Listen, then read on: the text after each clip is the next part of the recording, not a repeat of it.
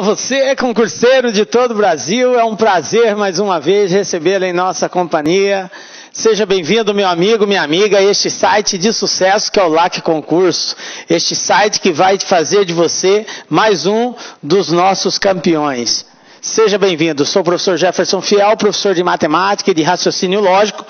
E na aula de hoje nós vamos falar sobre juros compostos, dando continuidade ao estudo da matemática financeira para você que está se preparando aí para os mais diversos concursos. Na aula de hoje nós vamos aí falar sobre juros compostos, dar algumas dicas como resolver e encontrar alguns valores relacionados a juros compostos. Ok, galera? Vem comigo. Então, o que nós vamos estudar nessa aula? Nessa aula nós vamos ver o regime de capitalização composta, né? Agora a gente entra na capitalização composta. Nós já vimos a parte da capitalização simples, que envolve juros simples, desconto simples. Agora nós vamos ver a capitalização composta. Vamos falar sobre juros, vamos falar sobre montante, sobre valor atual, sobre prazo, tempo, taxa efetiva, nominal, real, e resolver alguns probleminhas envolvendo juros compostos aí. Tranquilo, galera? Beleza? Então vamos iniciar aí juros compostos. O que caracteriza, professor, os juros compostos? Bom, nós estamos falando de um regime de capitalização composta. O regime de capitalização composta, que é os juros compostos, ele se caracteriza porque os juros, diferentemente da capitalização simples, ele não vai ser mais calculado somente sobre o capital inicial, como era na capitalização simples. Nós pegávamos, para encontrar os juros, nós incidíamos uma taxa em cima do valor inicial.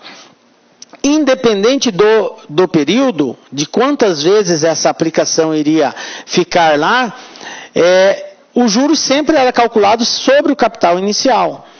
E o montante, ele era adquirido somando aquele capital inicial com mais os juros que foram adquiridos num determinado período. Isso na simples. Na composta vai ser diferente. Nós vamos ter um capital inicial, vai vir o primeiro período, nós vamos calcular os juros referente a esse período. E aí esses juros ele vai ser incorporado ao capital inicial.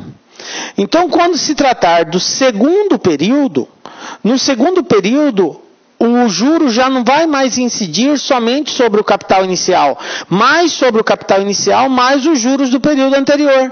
E assim sucessivamente. Por isso que esse regime também é conhecido como juros sobre juros. É o regime onde os juros são calculados sobre juros, ok? Então vamos aprender como que funciona ele.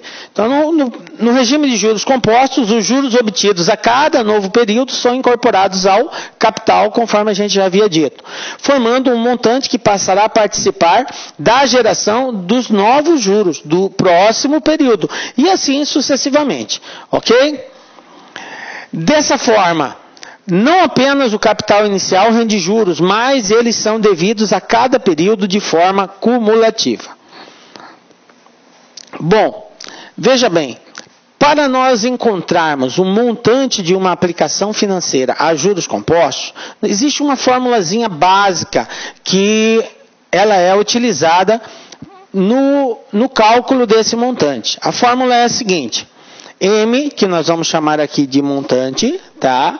C de capital inicial, I de taxa e N de tempo, que é o tempo de aplicação, o número de períodos, ok? Então nós temos aqui o seguinte: o montante ele vai ser igual ao capital, que multiplica 1 mais a taxa elevado a N. Veja bem, isso aqui, ó, 1 mais I elevado a N, isso aqui é chamado na matemática financeira de fator de capitalização. Esse fator de capitalização, 1 mais I elevado a N, geralmente ele é informado nos concursos. Calcular o montante de uma aplicação, aí você vai ser submetido a uma taxa e um prazo. Geralmente se indica esse fator de capitalização. Quando não indica o fator de capitalização, a banca ela tem que te dar como apoio uma tabela financeira, e essa tabela vai te auxiliar no cálculo desse fator aqui. Bom, de uma forma ou de outra, a banca tem que te informar. Salvo quando o período for menor que 3. Quando o período é até 3, maior que 3, a banca tem que informar. Ela é obrigada a te informar esse fator de capitalização. Caso contrário, se for 1 ou 2 ou até 3, você tem condições de resolver manualmente, sem a necessidade de se apoiar nessa tabela financeira. Ok? Então, essa parte aqui, 1 mais I elevado a N, é chamado de fator de capitalização. Alguns costumam representar isso aqui, ó, da seguinte forma: M é igual a C que multiplica F, que é o fator, elevado ao tempo. Alguns costumam representar essa fórmula do montante dessa forma aqui. Tranquilo? Mas ambas quer dizer a mesma coisa. Bom, todo o capital aplicado, ele vai render juros. Uma outra forma de nós encontrarmos os juros, né, seria tendo o montante da aplicação. Se você souber o montante, os juros vai ser a diferença do montante menos o capital. Consequentemente, se juros é montante menos capital, então montante é igual a capital mais juros. Se você sabe o capital que foi aplicado e sabe os juros que rendeu, o montante é o resultado dessa soma. Se você quer saber os juros, conhece o montante, conhece o capital, os juros é a diferença do montante menos o capital. Então, essas duas relaçõezinhas aqui, na real, uma é derivada da outra, é muito importante que você compreenda, porque vai haver alguns contextos de exercícios que nós temos que aplicar essa definição aqui. Beleza? Então, o montante é o resultado do capital aplicado mais os juros que foram produzidos. Para nós entendermos bem essa questão dos juros compostos, da capitalização composta, eu montei essa tabelinha para a gente entender por que é o processo de juros sobre juros. Então, vamos criar uma situação aqui.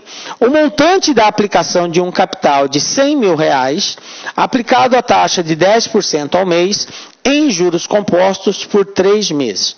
Galera, nós temos que deixar bem claro que todas aquelas regras que foram estabelecidas lá nos juros simples, elas são válidas aqui nos juros compostos, principalmente no que tange a relação entre tempo e taxa. Tempo tem uma unidade, taxa tem outra unidade, e ambas têm que estar em sintonia. Se você tem uma taxa estabelecida ao mês, o prazo tem que ser contado ao mês. Se é ao ano, o prazo tem que ser ao ano. Se acaso acontecer de um estar numa unidade e outro estar em outra unidade, nós temos que fazer a transformação, ou da taxa ou do tempo, ok? Então, na medida que aparecer os exercícios, nós vamos mostrando como que se faz essas mudanças aí. Você perguntaria, professor, mas qual delas eu faço? Galera, a que for mais conveniente a princípio, salvo quando o exercício especifica uma determinada unidade de resposta. Aí nós temos que respeitar aquilo que o exercício está dizendo. Ok? Então vamos lá, entendendo os juros compostos. Eu tenho aqui o N de prazo, C de capital, J de juros. Aqui eu coloquei os juros acumulados e ali o montante. Então, a taxa de juros é de 10%. O capital aplicado é de R$100 mil. Beleza? Então, R$100 mil. Está aqui. Comecei, tempo zero, fiz a aplicação. Daqui a um mês, no primeiro mês, o que vai acontecer? Rendeu uns juros de 10%. 10% de 100 mil vai ser R$10 mil, ok? Bom, então os juros acumulados é de 10 mil, porque rendeu 10 mil no primeiro período. Sendo assim, eu passei a ter quanto em valor? Eu vou ter o capital que eu apliquei mais os juros que rendeu. Então, meu montante ao final do primeiro período vai ser de 110 mil. Tranquilo? Bom, passado o segundo período, o segundo mês, eu vou ter mais uma vez que calcular 10% de juros. Mas esse 10% vai ser calculado sobre quem?